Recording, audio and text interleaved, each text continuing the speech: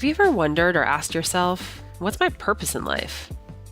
Over 6 immersive days at Date with Destiny, Tony Robbins can help you find the answer, providing you tools to shape your destiny and design the life of your dreams. Date with Destiny is Tony's favorite event. It's the one that you might have seen in the Netflix documentary, I'm Not Your Guru. Here's what happens at this event. You start by gaining a deep understanding of what truly motivates you. Then you identify the triggers that create pain and pleasure in your life and learn the strategies to eliminate pain for good. Finally, you learn how to ignite or reignite your passion to achieve your ultimate vision of your life, career, finances, health, and relationships. As Tony says, it's in your moments of decision that your destiny is shaped. This is your chance to make the ultimate breakthrough and start living the life you desire and deserve. To learn more about Date with Destiny, go to tonyrobbins.com/destiny.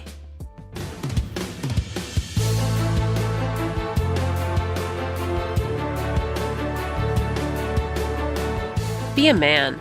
Man up. Start acting like a man. These are things we hear all the time, in the locker room, in the media, in our own homes. We've been conditioned to adopt certain beliefs about what masculinity is, and we force it upon others and upon ourselves. But what has this cost us? Hey guys, it's Yoerg, editorial director for Robbins Research International. In this episode, I'm sitting down with entrepreneur, performance coach, and host of a top-ranked podcast, Lewis Howes. By all accounts, Lewis had always fit the cultural idea of what a masculine man should be. He was a 2-sport All-American who went on to play football professionally. He built his podcast, The School of Greatness, into a global phenomenon. And he was becoming financially and professionally successful beyond his wildest dreams. But he soon realized that his whole identity was built on these misguided beliefs about what masculinity was. Dangerous, false ideas learned from teammates and coaches in locker rooms and stereotypes in the media. And like so many men, Lewis grew up to be angry, frustrated, and always chasing something that was never enough. So at 30 years old, Lewis began a personal journey to shed the many masks that he and so many other men wear, and to discover who he is at his core. He sought advice from some of the world's best psychologists, doctors, and household names like Tony Robbins, and he documented everything he learned in his latest book, The Mask of Masculinity: How Men Can Embrace Vulnerability, Create Strong Relationships, and Live Their Fullest Lives. We talk about the ultimate emptiness of the material mask and the man who chases wealth above all things. We discuss the cowering vulnerability that hides behind the Stoic Masks of men who never show real emotion, and the destructiveness of the Invincible and Aggressive Masks worn by men who take insane risks or who can never back down from a fight. Lewis also opens up about his own struggles with the masks he's worn, and how he's learned to break through the walls that held him back so he could truly find himself, and ultimately, how he could find true happiness. Enjoy the episode. Lewis Howes, welcome to the Tony Robbins podcast. Thank you very much. I appreciate it. It's so exciting to have you on the show. Yeah. One of the reasons we were really excited about this is because your new book, The Mask of Masculinity, is something that we believe that everybody can benefit from, men and women. But to start off, I'm kind of wondering, you had this great book, The School of Greatness, and that had extraordinary success. But clearly this has been stewing with you for some time because now you're putting out this book, and we're sort of wondering, this is something that has sort of boiled to the surface. A lot of people are talking about masculinity and some of the inherent issues that we're having as a society with traditional concept of masculinity. But why now? Like, why did you decide to add your voice to this conversation and talk about your personal experience and share the learnings of everybody that you've been interviewing? Well, for 4 years ago, I finally opened up about a secret I'd had for my whole life, for 25 years, and I never told anyone, and that was being raped and sexually abused by a man when I was 5 that I didn't know. And for 25 years, I held on to that along with the anger, resentment, and frustration of, just being bullied as a kid, like I think most kids get. I was in the special needs classes I was dyslexic growing up, and I couldn't really comprehend or understand reading, writing, just any type of studies. It was really challenging for me. I was picked last a lot on sports teams. So all these things kind of boiled up. But I never told anyone about the sexual abuse until 4 years ago. And I had a moment in my life where I was going through a challenging breakup where it was kind of one of those 8-month breakups that you couldn't actually cut the cord. You just kept getting back together and breaking up. And one of those experiences, I didn't have the emotional capacity to leave, to end it, and to be alone. I felt like I couldn't find that intimacy somewhere else, and I was scared to lose it. And that, with a combination of just getting more angry a lot of times, I felt more and more defensive throughout the process of this relationship breaking up. I felt so guarded and defensive when people were saying things about me online, about my work. When I would play sports, I'd play a lot of pickup basketball. I just found myself constantly wanting to fight people. I was just always defensive, wanting to fight people, and I didn't understand why. And it was until one day I got in a pretty bad fight on the mean streets of West Hollywood, California, in a zero stakes basketball game. I lost it. I got in a really bad fight with someone I was guarding, ended up putting him in the hospital. He was okay, but we were both after each other, kind of going back and forth. And I just kind of snapped and lost it. And that was a big wake up call for me, where I was like, who am I? Why am I allowing my anger to get the best of me in something that doesn't matter? Even if it did matter, I shouldn't let my anger get the best of me. And why? I just didn't understand why. And the majority of the time, I was a loving, happy, joyful, passionate man. But for some reason, there were these things in intimate relationships and things when other men would, say things to me that would trigger me and just blow me off. That's when I started to discover and do a lot more work. I went to UPW. I went to other emotional intelligence workshops. And there was a workshop I went to where I finally opened up about being sexually abused. There was a moment after a few days of the workshop where we had covered a lot from our past and parents' challenges and relationship issues, and it was very vulnerable, and people were crying. And there was a moment where the trainer said, "Okay, we've covered everything from the past, and if there's something you haven't shared yet, we're moving forward in the future. So now is the time to talk about it and address it. Otherwise, forever hold your peace," type of moment. And I walked through in my mind. I was like, my parents getting divorced, I've addressed that, and them fighting all the time as a kid, me getting bullied and picked on and feeling stupid every single day in the special needs classes. My brother went to prison for 4.5 years when I was 8, so I didn't have friends during that time. And that time I was raped by a man, and I just kind of was walking through my mind, and I was like, oh, wait a minute. Why have I never addressed this ever to anyone in my life, this time of this sexual abuse? Why was I so ashamed of it? Why was I so embarrassed by it? Why was I so guilty that this had happened? And I just felt like I had to share in that moment at this workshop. And so I walked up in the front of the room. I didn't even raise my hand. I just stood up and walked to the front of the room. And here's the thing. I wasn't able to look anyone in the eyes. I stared down at the ground the whole time. And for the first time, walked through the moment step by step of that time when I was 5. And after that, I walked back to my seat, sat down, and it was like this eruption of tears that I have never experienced. It was just like I couldn't control my body. I couldn't control anything. And so grateful that these 2 unbelievable women were sitting on both sides of me. And they were just like holding me. They were crying. We were crying. I ran out of the room because I was just kind of like embarrassed. I was just like, no one's going to accept me. I feel miserable. I ran out of the room outside of this kind of hotel conference ballroom area into the outside to get some fresh air. And there was a wall, like a fence type of wall thing, just past a kind of a back street that I ran to and put my head against the wall, put my arm in my face because I was like embarrassed to look up. And I was just crying. And one of the most beautiful things that probably ever happened in my life was what happened next. And one by one, all the men of this workshop, there's about 50 people in the workshop, came up to me and looked me in the eyes with the most vulnerable, loving, energy and just continue to tell me things like, you're my hero. Like, you're my hero. I went through something when I was younger that I've never told anyone. People who didn't go through sexual abuse were just like, wow, I've been judging you. I've been thinking of you as a certain person, but that just takes so much courage. And I've never had the courage to share certain things about myself. People were like, I trust you fully with my life. Like, I will follow you anywhere. Just the things they were saying to me, I was like, really? Like, you mean me sharing the thing I'm most terrified of and just opening up about something that I'm not proud of is bringing me deeper connection and relationship with these people in this workshop? And I was like, wow.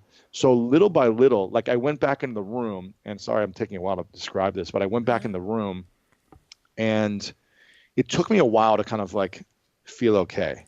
I was handling all these emotions. Thankfully, like, this group of people were supportive and, encouraging, and no one denied me connection. No one made fun of me. No one rejected me. No one told me I was less of a man. And I think I was always trying to defend my masculinity and defend my manhood from kind of a combination of all these experiences. It wasn't just the sexual abuse it was everything combined. And I started, people were like, you should share this with your family. And I was like, no way. Like, my mom will be horrified. My siblings will be, heartbroken. And I just realized little by little, like, I should share it with my family. And I started sharing it with my siblings and my mom. And yeah, it was challenging for them. But what I realized is, wow, they started opening up to me about so much that I didn't know about my own family. Like, each one of them, when I told them one by one, started revealing crazy stuff that they didn't feel comfortable with either. And it built a deeper relationship with my family. Then I started sharing with some close guy friends, some close girlfriends, one by one. Same thing happened. Like, I built deeper relationships. There was less judgment between us. There was less resentment, things like that, of stuff in the past. It was just like, wow, I see you. I get you. I'm here for you. Then my friends were like, you should share this, to your broader audience, like on your podcast. And this was about 4 years ago. And I was like, no way. I was like, there's no way I'm putting this out there to the world. I don't want to hurt anyone. Like, I don't want the world to really know about me. Like, it's okay for close friends and family, but if the world knew about me, my business would suffer, like all these other things that I was afraid of, right? After about 6 to 8 months, I just had more and more conversations with people kind of in my space, and female influencers like Glennon Doyle and Gabby Bernstein, and kind of that female, and Marianne Williamson, and just like spiritual leaders that I respected in the female space. And they were like, this is one of the most powerful things you'll ever do with your life, is share this story. Because sure, you've got, your athlete, you've got businesses, you've got your podcast, your books, all these things are, they're great. But if you want to make a real impact in the world, like, men are suffering so much. They feel like prisoners inside of their hearts from the pain, trauma, insecurities, fears, doubts, the things they're not able to share because of society's pressure or family or whatever it is, whatever their fears are. And so I leaned into that. I said, okay, I'm going to trust you guys. I'm going to do this. I'm going to share it on my podcast.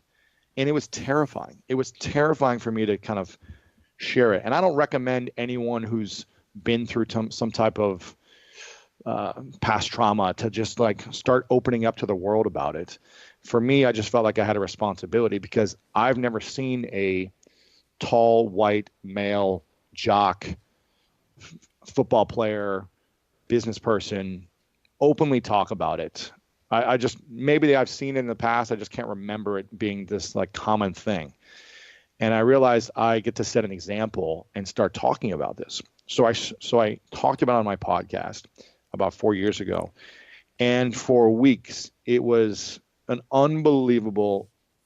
crazy and unbelievable experience at the same time. Because for weeks, I was getting hundreds of emails from men who were writing essays about the time they were sexually abused, about way worse stuff than I went through. I mean, the stuff that I went through looked like a PG-rated movie compared to the emails I was getting from these men. And it was so saddening to me. But so many of them continue to tell me thank you for giving me permission, because I've been married for 20 years. My wife doesn't know. My kids don't know. No one knows. And I've never known how to handle it. I've never known how to communicate it. I've never known how to express it, how to address it, how to deal with it. And so these things come up where we wear certain masks. Through the research of this, I was like, okay, I'm going to learn more about this, because I don't know. I just know my own experience. So I started researching and interviewing psychologists who work with young boys to teen boys to adult men. And I started asking them these questions like, why do men wear masks? Why do men feel like we have to project our masculinity into the world with relationships, business, career, family?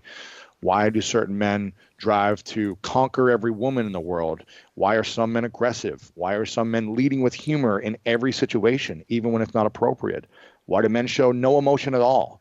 I just started asking these questions. Why do men have to feel like they're the smartest people in the world and they're always right and everyone else is wrong? Why do they have to win at all costs? I just started asking these questions. And then the research was just blowing my mind about how 1 in 6 men have been sexually abused, and how men commit way more suicide and suicide attempts than women. And it just started to add up for me that through my own personal experience, I started to realize that, wow, so many men are suffering, just like I've been suffering inside my whole life. Even though I have fun, I'm joyful, I'm expressive, there was always this aggressiveness, this resentment, this unforgiving nature that I had inside that I couldn't figure out what it was. I couldn't figure out like how to actually feel fulfillment. Every time I achieved my athletic goals, my financial goals, whatever it may be, achievements, it never felt fulfilling. It was like I'm still not enough, and I need to go prove to the world that I'm man enough or worthy enough of their love and attention. So I would go strive for bigger goals. And the pattern would continue. And I was like, why am I frustrated? Why am I angry? Why am I unhappy in these moments when everyone else is like saying, wow, you've got it, Lewis. You've made it. You hit the New York Times list. You've made millions of dollars. You were a professional football player. You've got the life. But for me inside, it was like, but I'm suffering and I don't know why.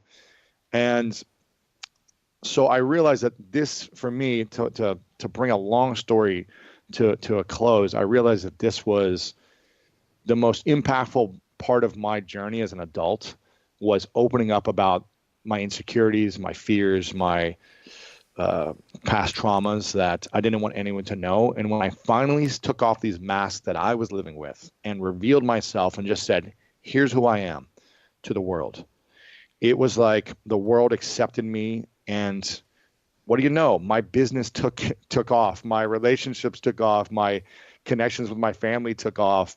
Everything took off. And it's been a 4-year journey of constantly recognizing when my masks come back on and being aware of it and constantly making mistakes. It's not like it just is all better overnight. It's a journey. And that's why I wrote the book for myself first.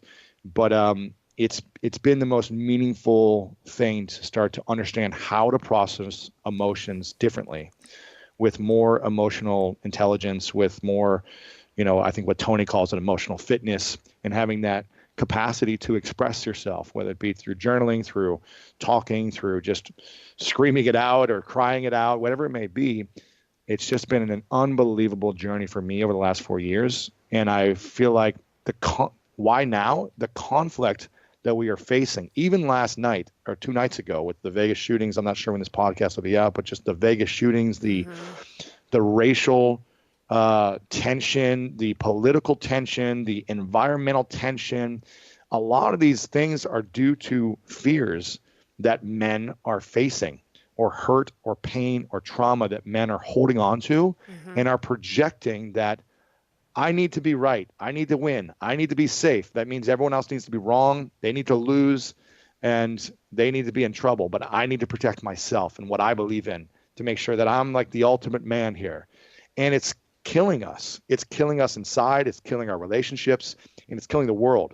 And that's why I feel like this is the most important thing that I could be working on. It's the scariest thing for me to talk about, because in every you know, every interview, every chapter of my book, I knew that I had to go there in every case as an example for how I've failed as a man or a human being to really resonate with other men and show that, like, hey, I'm showing all of myself, everything I'm embarrassed of, ashamed of, guilty of, all the lying, stealing, cheating, hurt that I've done to myself or others.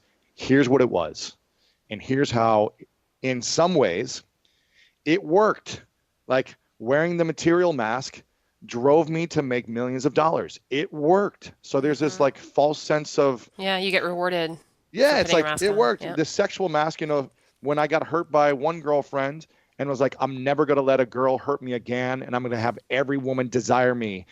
It worked. I had sex with lots of women. I had lots of different relationships, but I never had that true intimacy. But it was like, I'm achieving, I'm creating, I'm doing this. So look at me, all these things, they work. So it's like this false lie of trying to fit in and trying to feel good. But at the end of the day, it's not bringing true fulfillment. And that's why I wanted to talk about this. Yeah. No, that makes a lot of sense. And I mean, as you were talking, I was thinking that it kind of comes down to these two things, pain and insecurity. And a lot Yeah. of men feel these two things, whether it's, and everybody has pain. It's just, the level of pain that you're in, and then also how you cope with it. And, your story about, being aggressive and getting to that fight on the basketball court, clearly you had a pain and you're trying to escape that pain. So you inflict Mm, pain on others. It's like, what they say, hurt people. exactly. And so that turns into anger, which turns into violence. And I think that's a big mask that not a lot of men would maybe admit that they have, because aggressiveness, verbal or physical, because remember they come in both, shapes and sizes, Absolutely. is something that, yeah, they're sort of taught that's what being a man is covering up your pain and then just behaving in ways that, sort of more acceptable, as a definition of being a man. Right. Yeah. Yeah, that's it. I mean, and the challenge is there was nothing in school growing up, and my parents, they were, passive aggressive with each other. So I didn't have like examples of, oh, here's how you process your emotions. Because for me, as a, good old Ohio Midwestern boy who played sports and, it was not cool to show your emotions at school. It was not cool to show your sensitivities on the football field. It was just Sure. constantly like, don't be a wuss, don't be a little girl, don't be a you know what. And in order to just fit in, you had to do what other people wanted you to do in middle school and high school. Otherwise, you didn't fit in and you were a loner, or you were the one they constantly bullied or made fun of. And it's just hard to have that emotional capacity to be like, no, I'm going to stand for what I believe in at like 7 years old and just like sit by myself at the cafeteria. You just kind of get into the swing of like, well, let me just go with the flow and fit in because I'm sick of being alone, especially when all this stuff is happening at home, or, my brother's in prison or whatever's going on. It's just like, that's my come from. Yeah. And I never learned like the best way to express myself. Yeah. And I'm glad you Whether, yeah. mentioned sports, because sports provides that discipline and depth. Like you Oh, can use yeah. it as an outlet for your aggression. But a lot of, I mean, I was in high school in the Midwest as well and played a ton of sports. And it's that feeling of, you have all these emotions. And, as a girl too, right? I had lots of girlfriends. Hmm. So I had that outlet for emotional support, but then sports is also a way to sort of get that out. But Exactly. sports, and then also, too, sports serves as like a social connection. So if you're Hmm. alone, sitting by yourself, as opposed to being on a field with all these other people, even if they're not your bestest of friends, it doesn't matter. You still have that bond. Yeah. No, sports gave me everything, but it also paradoxically, it hurt me in some ways of, it's hard to switch it off being like the aggressive killer on a football field and then just be like this loving, sensitive, vulnerable man, 30 minutes later. It's hard to like switch it off when it's just ingrained in you to hit and inflict as much pain as possible for 3 hours a day. And then be loving, be vulnerable, be Yeah. tender right afterwards. So again, no excuse or, it's just like, it's a challenge. It's a challenge to kind of dance in those emotions. Yeah. And you mentioned your parents were great parents, but they were just doing the best that they could. And That's it. I know, I mean, I have two little boys, and one of my fears is that I'm not going to, A, protect them from pain. I mean, that's every parent, right? They want to protect their kids from experiencing pain. But pain is a part of life. So it's going to Yep. happen to them. It's going to happen in the schoolyard. It's going to happen outside. It's going to happen when they're 28 years old and there's nothing you can do about it, right? But especially when they're kids and they're vulnerable, you want to protect them. But you also Right. want to be able to nurture them and you want to be able to give them those emotional tools. So, what would you say to the parents out there if they have boys? Whew. Yeah, Yeah. right. This is You challenging. know, and I've actually run into this sometimes. I'm no kidding. I'm guilty of saying like, stop crying. You know, Right. just stop crying. And I'm more likely Yeah. to say stop crying to a boy than a girl, and that's Why is problematic. that? That exactly. Why is that? Is it because I have this idea of what that boys are not supposed to cry? Probably. Is that a healthy thing? No, it's not. But it's so ingrained in us. So, you know, what would you say to parents who are sort of, you know, fathers and mothers who are looking at their kids and thinking, you know, I don't want them to be in therapy Mhm. years down the road. I don't want them to have to feel like they have to put on these masks to cover up their pain or their insecurity or whatever it is. Yeah, I think it's first being aware of like your language and your energy towards the young boys in your family because I mean, I was probably one of the most sensitive kids. Like I was just as sensitive as any young girl, maybe even more so. I cried all the time as an early kid. I remember just always feeling like, alone, and I was the youngest of four, and I felt like no one, wanted me. Kind of the similar things that probably all uh, last childs feel, right? I just felt like Yeah. I was by myself. I was like too young to get it from any of my older siblings or whatever. Yeah. And Can I ask you something? Because Tony yeah, that would completely ask this question. So, out of between your father and your mother, whose attention and love and care did you crave the most? Like, who were you always trying to please and gravitate toward?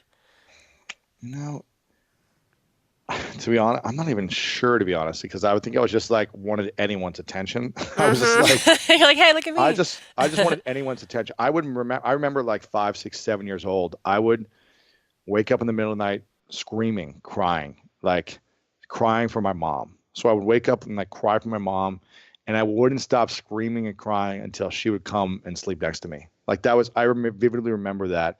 I don't think I've even told people this because it's like a mask that I don't want people to know that I used to do this as a kid. But Yeah, it's like but I this is so remember, normal. This is yeah, so completely normal. I This would, happens to I would, everybody. yeah, I would cry and be like, "Mom," like screaming, "Mom," like the top of my lungs Yeah. until like someone was trying to kill me until she came in and literally started singing lullabies to me, like Somewhere Over the Rainbow, or I remember she would sing Fievel to me. What's the song in Fievel? Oh, Somewhere Out There, or yes, somewhere out yes, there. she Yep. would sing that song to me. I Oh, that's the vividly remember best. this, and it would put me back to sleep. And then I would literally like snuggle and like spoon my mom because I was just like so terrified to be alone. Yeah. And I think maybe I just didn't feel like I was getting, they were there for me. They tucked me in, they told me they loved me, all those things. But it was a story I was telling myself that I wasn't getting the attention I wanted or needed or whatever.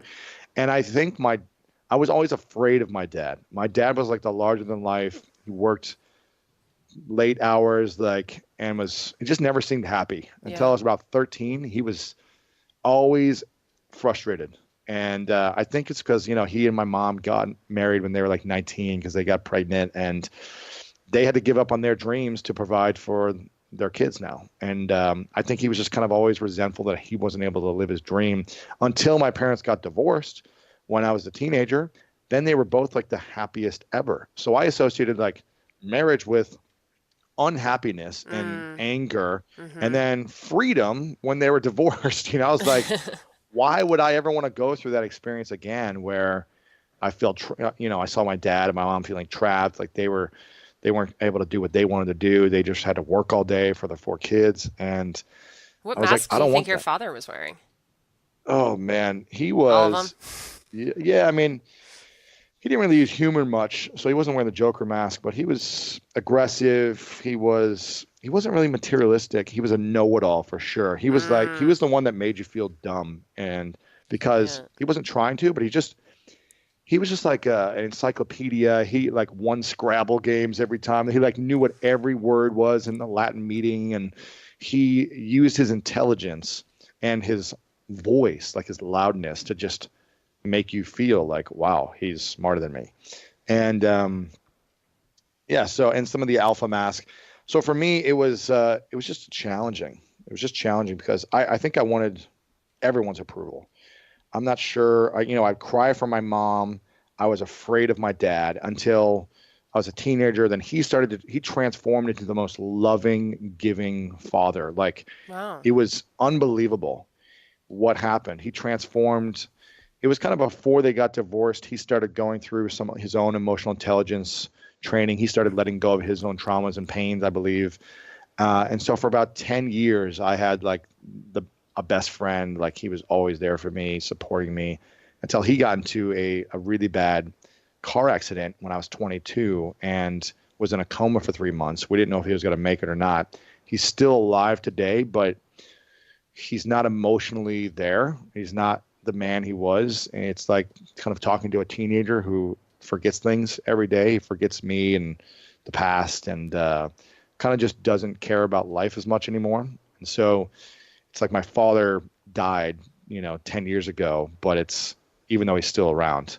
So that's a whole nother story of like what it's like to essentially lose the emotional relationship with a father, and what that, triggered in me to start unlocking something in myself as well. Yeah.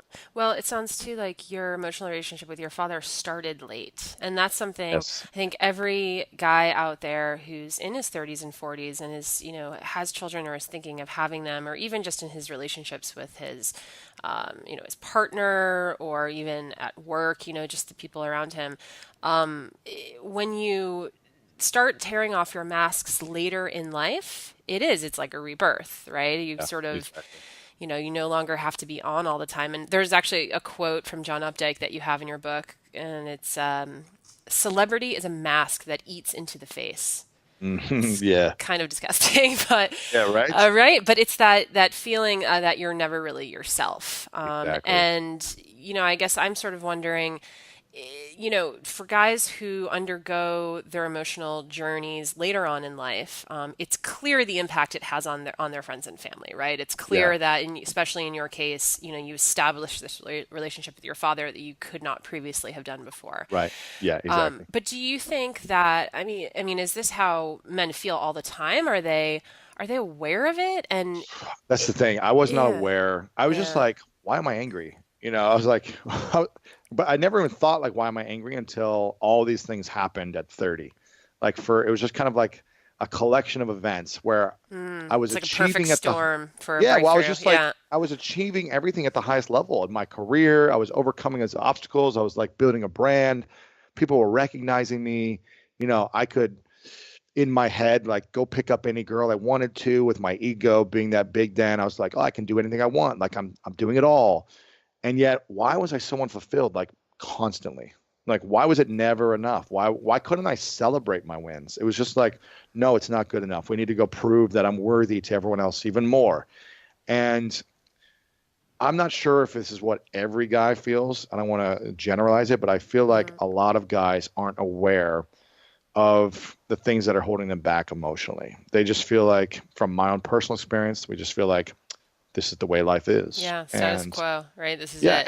and until we go, I think we need an interruption. This is why when people go to Date with Destiny, it's like this is a massive interruption for a week where people are seeing themselves in a mirror for the first time, and are seeing examples of other people opening up, and seeing ways that they've been hurting themselves their entire lives for the first times.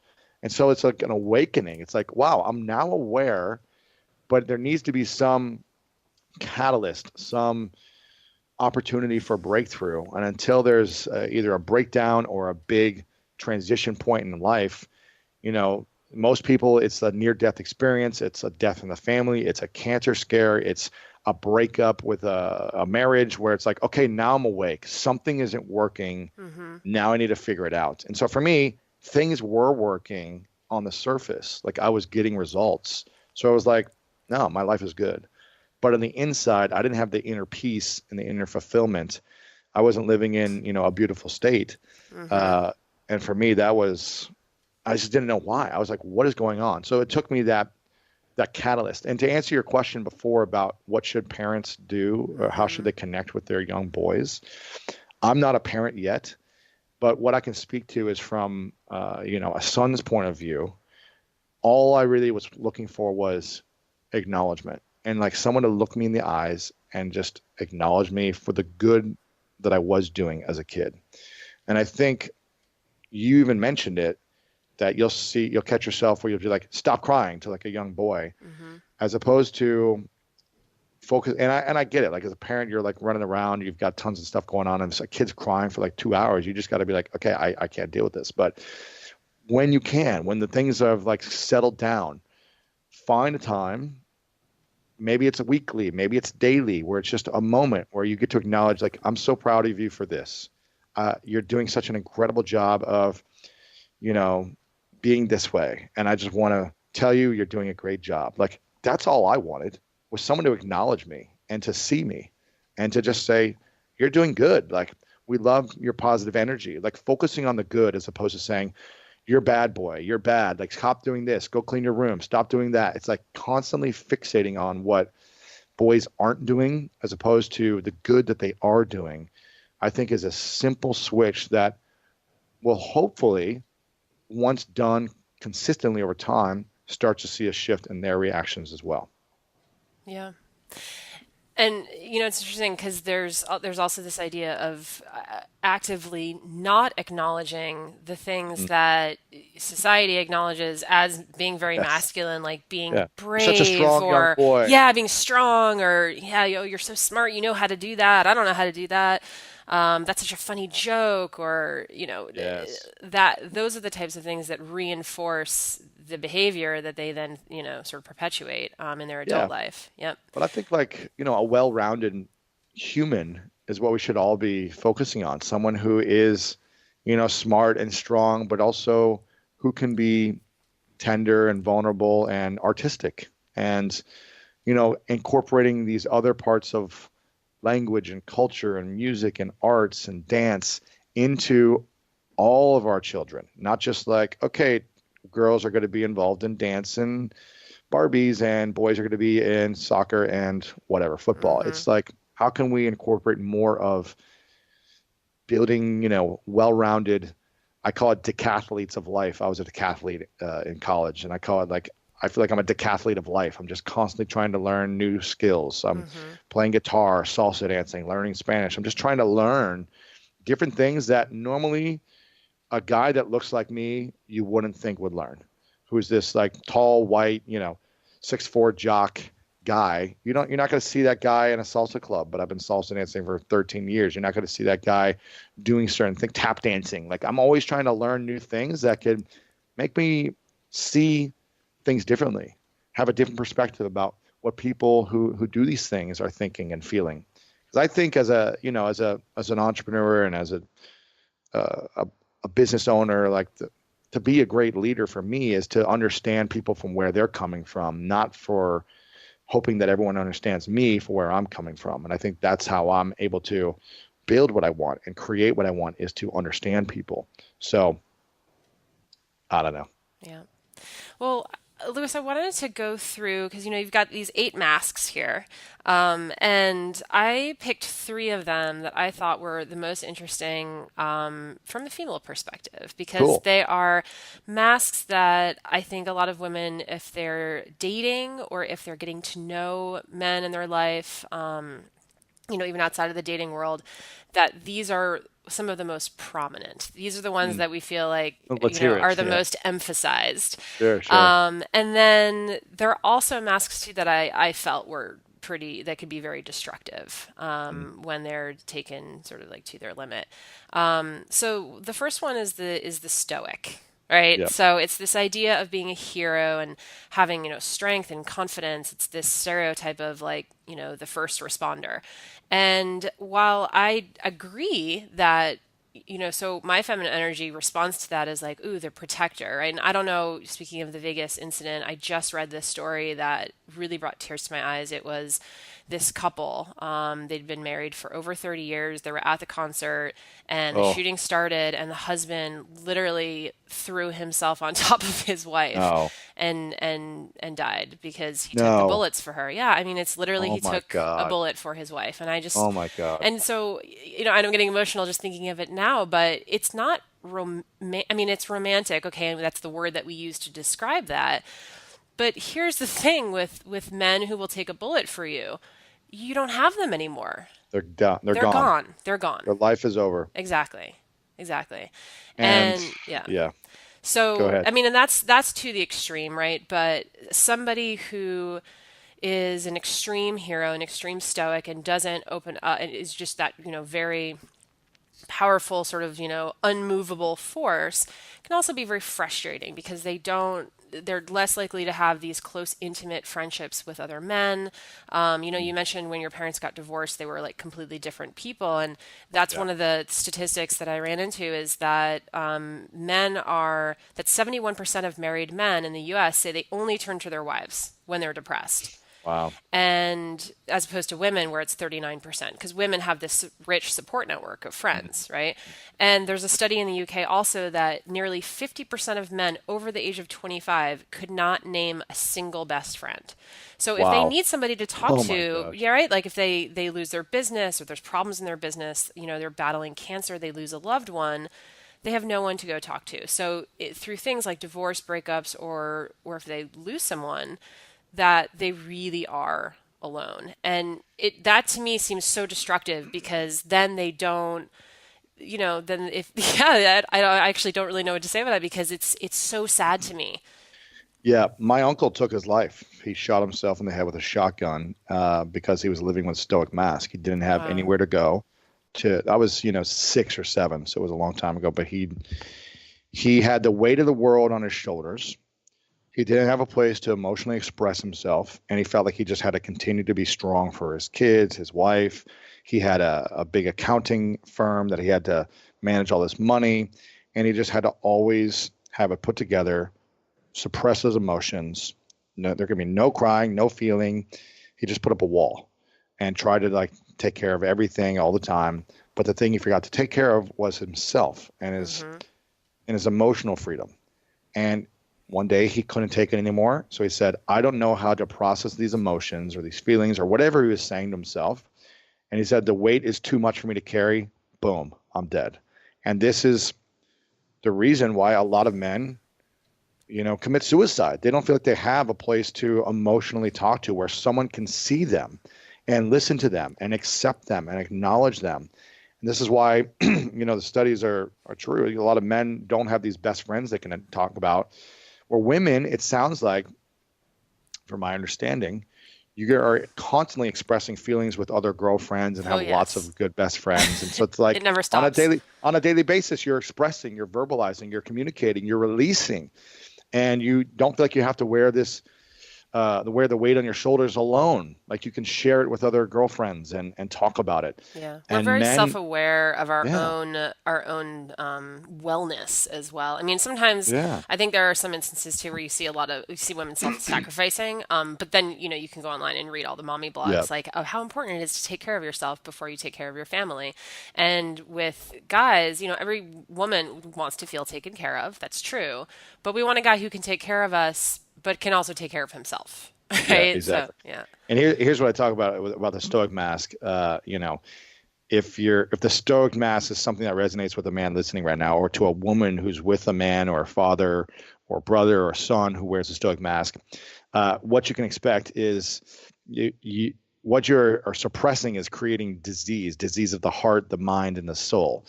And you need to clear this by exposing what you're covering up to the light of openness, honesty, and vulnerability. But if you're essentially a heart attack waiting to happen. If you are living with a Hmm. Stoic Mask, you're creating disease within your heart, and there's zero emotional freedom. You're a prisoner to your feelings. And once we take off the mask, it's like a weight is off your shoulders. You can have deeper relationships with both men and women. You can start to heal. You can have a healthier heart, because I can guarantee your heart is probably palpitating a lot if you live with a Stoic Mask. You have the permission to feel finally, and you can finally feel that acceptance and a belonging, and not just feel like you're this man on an island trying to take care of it and no one can understand you. So that's the challenge is like, yes, it seems romantic to, cover up your wife. And who knows what that situation was. Yeah. Maybe it was such a split second that nothing can happen. But like, what's the other option? Can you run and hide to like safe place where you both live, where you both win, as opposed to Yeah. something else, metaphorically speaking. Or even, on a everyday level too. You mentioned that guys who have the Stoic mask are heart attacks waiting to happen. Well, you Yes. don't have to take a bullet to pass away Yeah. early, right? I mean, Yeah. there are a lot of women who become widowed at a younger age because the guy just kind of worked himself to death or was just carrying all of this stress. And probably all in the name for his family too, right? I mean, Exactly. it's not a selfish thing. He's probably thinking, okay, I need to provide and I need to handle this stress on my own. I don't want to put this burden on my family, but then ultimately it ends up becoming the ultimate burden. Exactly. Exactly. Yeah. So that's a very intense one. Let's Yeah, move very, on to one very that, intense. Yes. Heart yes. attacks waiting to Yeah. happen. Whew. Yes. This next one I think is also fairly universal and it comes in various Before, degrees. Oh actually, yeah. originally, sorry, I don't want to Mm-hmm. interrupt you, but Sure. before we go on to the next one, I Yeah. wanted to make something clear Yep. that I think from my personal experience and the men that I've talked to, the reason why some of these men, if you're a woman listening, yes, each human being has responsibility for their actions, their decisions, everything. But just to let you know, women, that men are easily influenced by the women they're attracted to in a relationship as well. Mm. So I think it's mindful for you to be aware of the actual influence and impact you have on the men in your life. Because a lot of times men just want to please women to make women happy. And when they're not happy, they want to shift in a way to like figure out a way to make them happy, sometimes to their own detriment. So um, when a woman tells a man, just for an example, when a woman says, I wish you were more sensitive and I wish you opened up and I wish you would share with me these things and I wish you were more vulnerable in these moments and how come you never open up? And then when the man starts to do that and the woman says, well, I just need you to be strong in this moment for me right now. I need you to be put together because you Mm. can't be falling apart right now because I don't know what's happening in Mm-hmm. my life. And I just need you to be strong and I can't deal with this right now. So you need to show up strong and freak out. And then the guy's like, you just told me Yeah. you wanted me to open up 3 days ago. Yep. Now I'm scared about something and I want to talk to you about it. And you're flipping out on me like I've got to be always put together. So what the guy's probably hearing is like, okay, I can never show emotion. I need to always be put together. I need to always be strong for her because that one time I did, she didn't like me. She didn't want to have sex with me. She didn't, whatever it is that happened. And that's the challenge where I think men want to express themselves. But through conditioning of a lot of things, I'm not just saying the woman is to blame for this. I'm saying for conditioning over a lot of years of everything, it's hard to. And if there doesn't feel like there's a safe space where the man can feel like he's still a hero for opening up and he's still desired sexually and he's still strong, then you better believe he's probably never going to open up afterwards. Yeah. So I think it's something to be mindful for women who are either in relationship or with your brother or your father or whatever it may be, is to be mindful. If you want someone to be open and sensitive and vulnerable with you, then acknowledge them for that. Don't make them wrong for it. Yeah. I'm so glad that you made that point, Claire, because I completely agree. It's definitely on the responsibility also of women to be mindful of the way that they communicate. And I think sometimes, because I'll give you my perspective, sometimes don't if we don't get an immediate gratification and if their Uh, behavior doesn't shift immediately, we yeah. think they're just not listening to us. Uh-huh. So if it manifests itself a few days later, we've already forgotten. We're like, Yeah. well, so it's a very good point is that sometimes we might think that our words are not having the kind of impact that they Oh, are, but huge they do. impact. Yeah. Yeah. Yep. Yep. Okay, so the next one is material. So this is interesting because it is evolutionary, right? So going back in our early, years, it was the person with the most resources who was the most attractive, the most important, the most powerful, the most manly. And you lay this out in your Tai Lopez example, which I thought was brilliant, because it's something that a lot of people look at and feel it's very polarizing. I'll put it that way, and I'll let you explain it. Yep. Yeah. But I love that the conclusion really that you drew at the end of that chapter was that if all people see is your money, then they don't see your ideas. They don't see your real value. They're sort of money casts this shadow over who you are as an individual. Exactly. They don't see your heart. They don't see your heart. And so, but that's what I'm wondering though, is because I think this idea of building material wealth does feel like a very masculine trait. So yeah, I was wondering if you could sort of explain where does that come from, and how should we be coping with that? Yeah, I mean, listen, again, for me, when I was broke on my sister's couch, 8 years ago, I was sick and tired for that year and a half of having zero money, relying on my sister to feed me, to house me, and just feeling like a worthless man. I felt like I was just worthless. And so I decided I was going to figure out how to get rich. I was like, I'm no longer going to feel this way. I'd never want to feel scarce the rest of my life. So I'm going to go to make as much money as I can. And I started doing whatever it took. I started finding, rich mentors. I started studying it. I started building a business, and it worked. Within a few years, I started making my first $1 million. Like, I kept growing it. I had tons of money in my account. It continued to work. And I was like, wow, this works, putting on this material mask. But what was happening to me was I gained 60 pounds. I was like constantly unhealthy. They started calling me fat. They started calling me Fluis for Fat Lewis. And it was just like I didn't have any relationships, and everything else in my life was suffering. But I was like projecting this kind of material life that I was now new to, and like how amazing it was. And what I realized, and in this book, I make a lot of examples of different men who wear these masks. And my goal is not to make anyone wrong or bad. My goal is to bring to light of like, how is it working internally for your fulfillment? How is it making an impact in more than just your own life, but for the world? And so I look at some people, especially with Instagram and social media today, there are some of these younger men who are just constantly flashing like their nicest watches and their cars and their houses. And you're attracting people based on what you're putting out there. And if people are attracted to you based on those things you're putting out there, and that's where they want to spend time with you, then they probably don't care as much about how thoughtful you are, how kind you are, your heart, how giving you are, how generous you are. They're more attracted to those material things. And so I think it's just to be mindful and aware. And listen, I'll post when I'm like flying first class, or that I'm on a, private jet with Tony, and I'll post these things and talk about like the nice things that I have in my life or whatever. But it's not like a constant daily thing. And it's not coming from a place of, look at how much money I have. It's coming from a place of like, hey, this is just my lifestyle right now, and let me find a way to bring some meaning or inspiration behind something.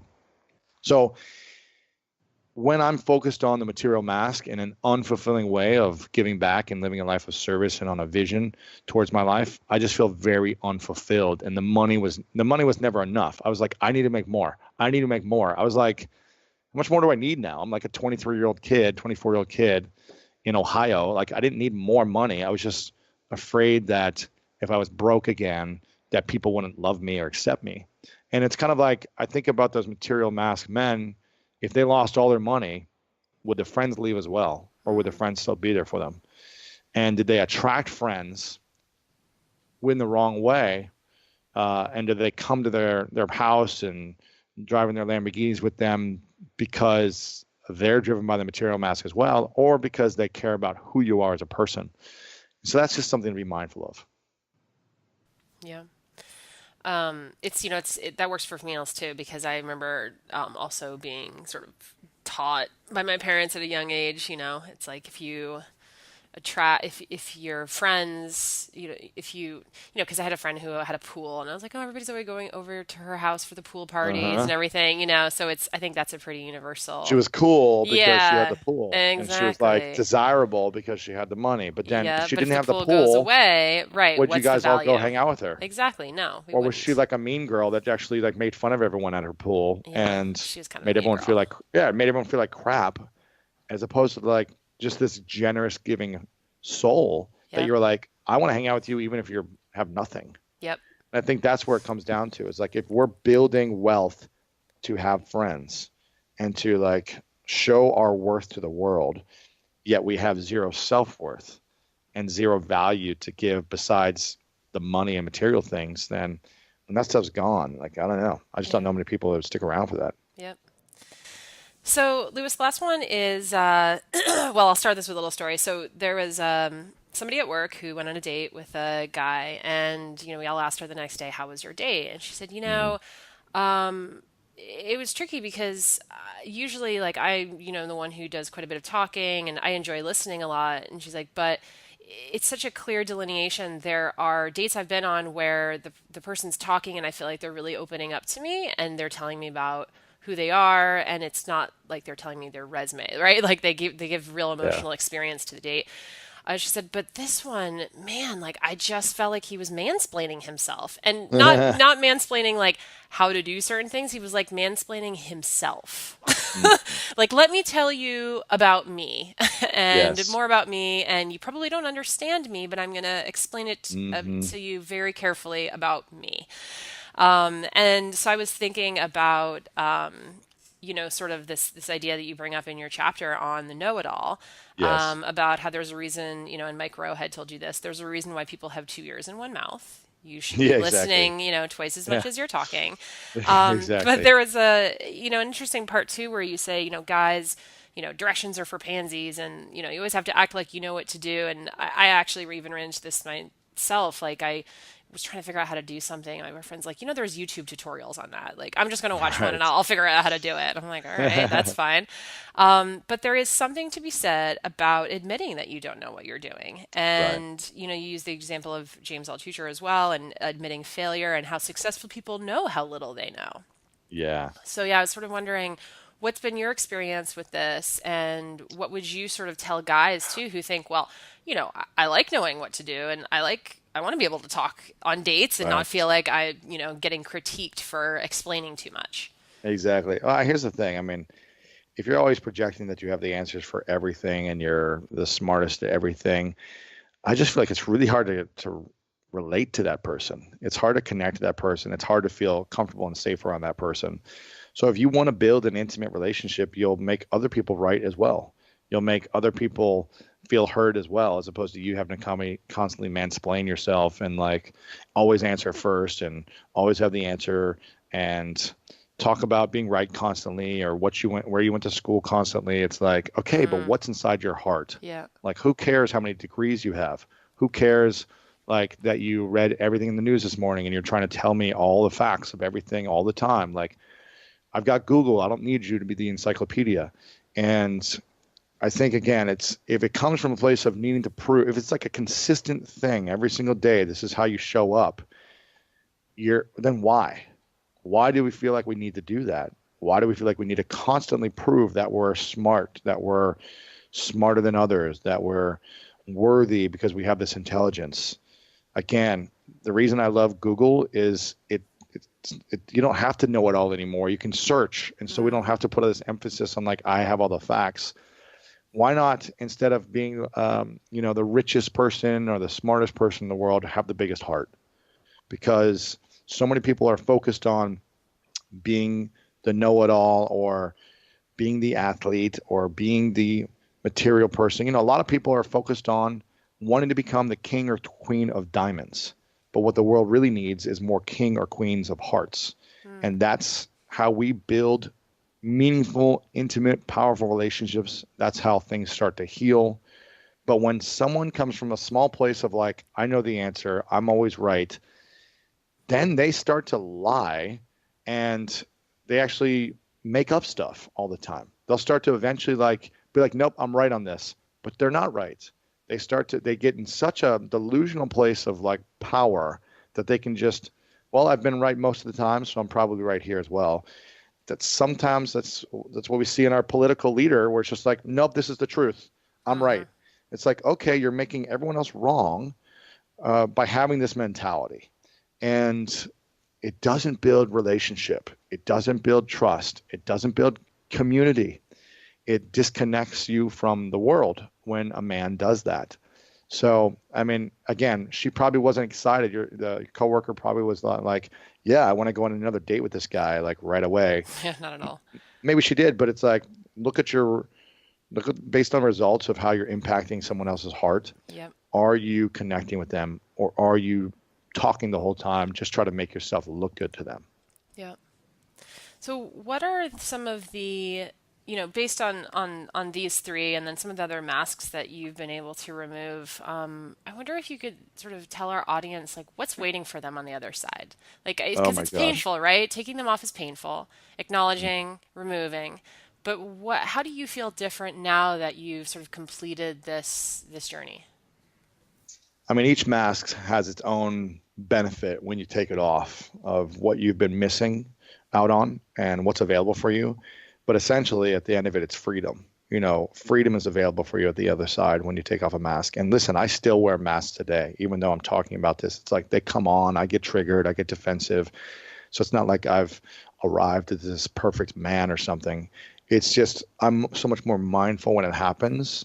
And I just take a moment, I breathe, I evaluate, I journal, I step outside, and then I take it off and come back into the moment and realize what's available. And it's, for me, it's freedom and inner peace and feeling worthy enough, feeling like you matter, having inner peace, feeling fulfillment in your life. Those are a lot of the things that men are missing at the core. Obviously, at different masters, feeling satisfaction with your achievements when, in the material mask, feeling worthiness, having more gratitude in your life, because usually when they're driven to make more money, they're not grateful for what they have. So it's constantly needing to make more. And, but at the end of the day, it's freedom, inner peace, self-worth. That's so interesting you say freedom because that is a big part of Tony Robbins' Date with Destiny event where Mm. we talk about masculine and feminine energies. And then, I mean, I won't give it away because everybody who has gone to Date with Destiny, this is like a culminating moment. But there is a moment at the end of the day where he talks about relationships where he plays a clip from a famous movie where people yell, Frida. Yeah, Freedom. there you go. See, you said it, not me. And it is so unbelievably powerful hearing every guy in the room Wow. shout that because it makes you realize that is ultimately what is at the core of all of that masculine energy. It's freedom. Mm. And I can tell you from a female perspective that women often can feel threatened by that. Like Ooh. we're turned on by it. It was interesting too because you look around the room and you see all the women like going, "Oh my God." but but it's a little bit scary. Intimidating too. Like freedom. What does he have the freedom to do now? Yeah. Yeah, right. But that's interesting because those three things, though, it sounds like that's your new definition of masculinity: freedom, inner peace, fulfillment, Yeah, I mean, also, I mean, and my worthiness. definition of masculinity is Yeah. living a life of service, Mm, and I think when you have that inner peace, that freedom, that fulfillment, you can fully go out and stop thinking about yourself and like what you're not getting and who's not acknowledging you and all these things, or you don't have to be worried about people judging you anymore. You just say, I'm here to serve. I'm here to serve in my relationship, in my business, in my career. I'm here to serve with my family. I'm here to serve all of humanity and the world. I'm here to serve the environment. And most importantly, I'm here to serve and be in service to myself and the inner child that's been hurt and to the adult that's hurt, and make sure that I'm constantly taking time for myself to feel, to develop more confidence, to develop self-worthiness, all these things. Not just saying, okay, and this is what happens. I see this with a lot of women actually, where they're like, well, I've got too much going on. I've got responsibilities in my life with everyone else, my kids, my husband, mm-hmm. this, work, career, that I never take care of myself. So I'm 70 pounds overweight and I eat like crap and I have zero Yeah, I inner lost joy. touch with my friends. Yeah. Yeah, And I've yeah, lost my sexuality and all these things yeah, but I'm living a life of service. I'm constantly give, give, give, give, yeah. give. It's called martyrdom, and it doesn't serve anyone. Exactly. Yeah, And if you don't have 2 hours a day to take care of yourself or do something to like, feel good and move your body and eat well and have those rich, meaningful conversations with friends and family because you're like, well, I just don't have time. then you don't have a life. If you don't have at least an hour, 2 hours a day out of 24 hours for yourself. So it's just about carving that out and making sure that we're just really clear on living a life of service as men, but also making sure we're healing the things inside of us that need the most healing. Yeah. Well, everyone listening, this new book from Lewis Howes, it's called The Mask of Masculinity, How Men Can Embrace Vulnerability, Create Strong Relationships, and Live Their Fullest Lives. And you just got a little bit of a taste of what is in this book, but there are 9 Tastes good. masks. And he goes through them very thoroughly, and it's really fascinating sort of learning about all these different facets of what we sort of have created as this, masculine construct. So it's really interesting. So pick that up. It's out in pre-order right now, but what is it? October 31st, right? Halloween. Yeah. Halloween, we take off our masks. It's a come as yourself party. I did not even make that connection, but now I did. That's great. Yeah. All right. Well, thanks, Lewis, so much for being on the podcast. Thank you so very much. The Tony Robbins podcast is directed and hosted by Tony Robbins and Mary Buckheit. Annie Yoerg is our editorial director and occasional host. The podcast is produced by Carrie Song and Tyler Culbertson. Jamie Carvajal and Adriel De La Torre are our digital editors. Special thanks to Diane Adcock for her creative review. Copyright Robbins Research International.